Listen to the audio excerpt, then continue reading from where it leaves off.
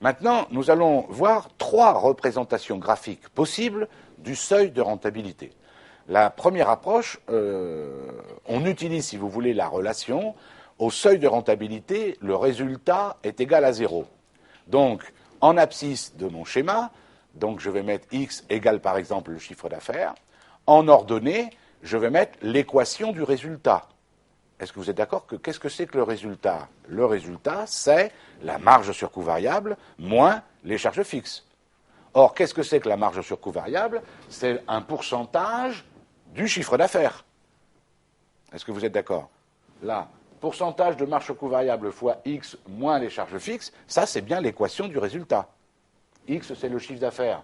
Le pourcentage de marge sur coût variable fois le chiffre d'affaires, ça donne bien la marge sur coût variable. Moins les charges fixes, forcément, ça donnera le résultat. On est d'accord? Eh bien, regardez bien, je repris le même exemple que tout à l'heure. D'accord?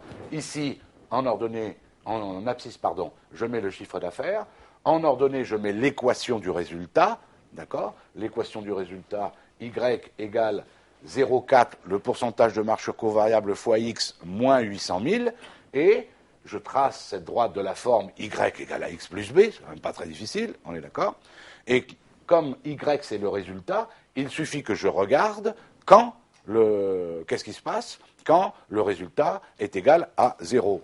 Le résultat est égal à 0 par définition quand il croise l'axe des x, bien entendu. Okay? Eh bien, vous voyez que ça fait 2 millions. Alors là, il se trouve que la droite, là, elle a un petit peu bougé, mais ça se croise exactement à 2 millions. Et regardez bien, si on continue la droite jusqu'ici, jusqu'à l'intersection de l'axe des ordonnées, combien il va y avoir ici? Eh bien, moins 800 000. Oui, c'est normal. Si le chiffre d'affaires est égal à 0, quel va être le résultat? La marge sur coût variable, 0,4 fois 0, moins 800 000. Est-ce qu'on est d'accord? Ça, c'est une, excusez-moi, des représentations graphiques du seuil de rentabilité.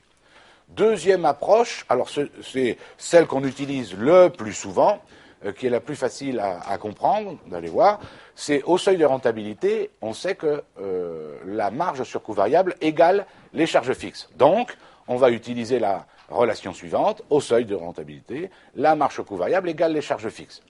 Dans le schéma en abscisse, je vais mettre x, le chiffre d'affaires, et en ordonnée, il faut que je mette 2 droites. La première droite, l'équation de la marge sur coût variable. Donc, l'équation de la marge sur coût variable, c'est le pourcentage de la marge sur coût variable fois x, le chiffre d'affaires. Autrement dit, y égale à x.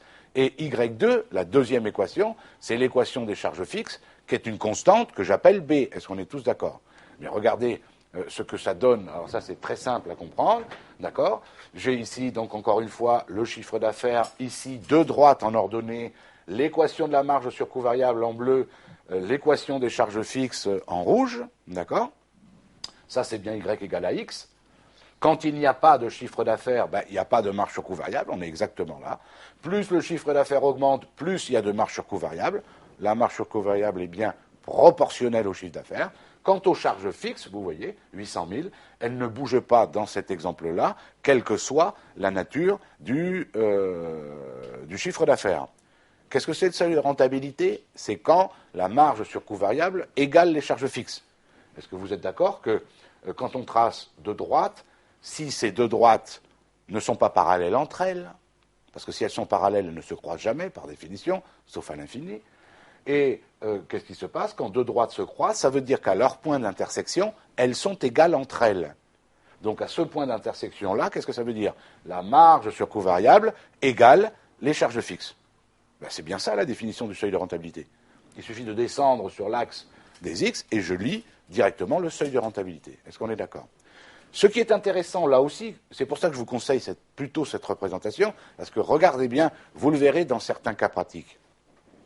C'est qu'avec cette représentation, on peut faire tous les cas de figure. Par exemple, on nous dit que jusqu'à 1,5 million, les charges fixes sont de temps, et à partir de 1,5 million, elles augmentent, par exemple. Eh bien là, il suffirait à partir du 1,5 million, on augmente, vous voyez, les charges fixes, et ça fait un palier.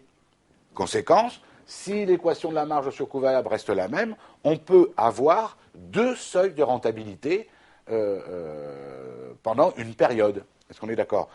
Quand les charges fixes restent les mêmes toute l'année, là, il n'y a qu'un seul, seuil de rentabilité, pardon. Petite remarque au fait. Soit il y en a un de seuil de rentabilité ou plusieurs, soit il n'y en a pas du tout. Et il n'y a pas du tout de seuil de rentabilité si le résultat est négatif, on est bien d'accord. Si le résultat est négatif, par définition, c'est qu'il n'a pas été au moins égal à 0 une fois. Est-ce qu'on est tous d'accord? Mais il peut y avoir, je répète encore une fois, juste en faisant la représentation graphique, là, vous mettez un escalier, vous voyez ici, là, et imaginez que, par exemple ici à 3 millions, les charges fixes augmentent au-dessus. Qu'est-ce que vous avez? Ici, ça croise bien. Donc vous avez un seuil de rentabilité, et ici, ça a croisé, il y a un autre seuil de rentabilité. D'accord? Simplement, ça veut dire qu'entre les deux, il y a des soucis, mais ça veut dire que il y a un intervalle dans lequel l'entreprise fait des bénéfices, un autre intervalle dans lequel l'entreprise fait des pertes. Et ça arrive plusieurs fois. Il suffit de poser, de montrer, de dessiner l'évolution des charges fixes, et on le voit immédiatement. D'accord? À chaque fois, je répète une dernière fois, que la marge sur coût variable égale les charges fixes, que ce soit une fois ou plusieurs fois, ça veut dire qu'il y a un seuil de rentabilité. On est d'accord? Je peux même aller encore un petit peu plus loin dans la complexité, c'est-à-dire qu'à partir d'une certaine date, le pourcentage de marge sur coût variable peut changer. Oui, il peut changer. Pourquoi? Parce que, par exemple, on est bien d'accord, la marge sur coût variable, c'est le chiffre d'affaires moins les charges variables. Exemple, vous achetez des matières premières. Est-ce que vous êtes d'accord qu'à partir d'un certain volume, par exemple, d'achat, le fournisseur peut vous faire baisser le coût des matières premières, par exemple? Conséquence, à partir d'un certain volume d'achat, donc à partir d'un certain chiffre d'affaires, le pourcentage de marge sur coût variable peut varier, c'est-à-dire soit augmenter, soit baisser. D'accord? Vous verrez ça dans certains cas pratiques, et dans ce cas-là, on est obligé de faire un changement de variable, c'est-à-dire qu'il y a un autre graphique qui vient à partir du moment où l'équation de la marge sur coût variable est modifiée. On repart sur un autre axe, abscisse et ordonnée, grand X et grand Y. On replace à l'intérieur la nouvelle équation de la marge sur coût variable, et quand ça croise les charges fixes, il suffit de redescendre sur l'axe des X d'origine pour trouver le nouveau seuil de rentabilité. D'accord? Donc, ça, c'est la deuxième façon de représenter graphiquement le seuil de rentabilité. Et cette façon, je vous le conseille, d'accord, c'est la plus utilisée, la plus utile et la plus, à mon sens, lisible. Ensuite, il y a une troisième approche. Est-ce qu'on est d'accord qu'au seuil de rentabilité, les charges totales égalent le chiffre d'affaires? Au seuil de rentabilité, les charges totales pour obtenir ce seuil de rentabilité, bien sûr, sont égales au chiffre d'affaires. Donc, au seuil de rentabilité, le résultat étant égal à 0, le CA, entre guillemets, du SR couvre les charges pour faire ce chiffre d'affaires. D'accord? Donc, en abscisse, on va mettre X, le chiffre d'affaires. En ordonnée, on va mettre Y1, les charges totales. Les charges totales, c'est bien le pourcentage de charges variables fois X, plus les charges fixes. Et en deuxième droite, Y2, le chiffre d'affaires, c'est-à-dire X. Conséquence, qu'est-ce que ça donne graphiquement? Mais graphiquement, vous voyez que là, c'est l'équation du chiffre d'affaires, et ici, c'est l'équation des charges totales, 0,6X, 60% du chiffre d'affaires, c'est des charges variables, plus 800 000, ça c'est l'équation des charges totales. Quand les charges totales égalent le chiffre d'affaires, j'arrive bien au seuil de rentabilité qui est de 2 millions. Alors ce schéma-là, je ne vous le conseille pas, bien qu'il existe, la preuve, parce que si jamais ici on commence à faire des modifications de montants des charges fixes ou des montants des charges variables dans le temps, ça devient beaucoup plus complexe à dessiner. Alors que là où c'est beaucoup plus facile à comprendre, c'est les charges fixes, d'accord, qui sont comme ça, et ensuite l'équation de la marge sur coût variable. Quand ça se croise, on est au seuil de rentabilité. Et là, on peut tout faire varier.